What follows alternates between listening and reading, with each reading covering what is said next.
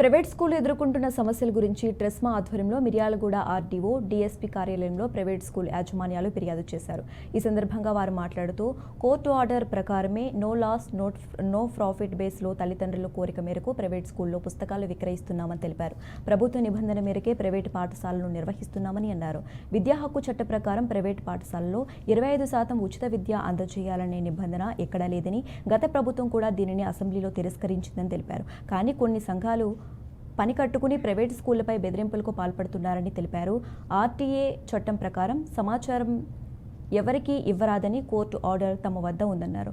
ఇదే అంశంపైన మిర్యాలగూడ డీఎస్పీ రాజశేఖరరాజు స్పందిస్తూ ఎవరైనా ప్రైవేట్ స్కూల్ విద్యార్థులను యాజమాన్యాలకు ఇబ్బందులకు గురిచేస్తే క్రిమినల్ కేసు నమోదు చేస్తామని హెచ్చరించారు.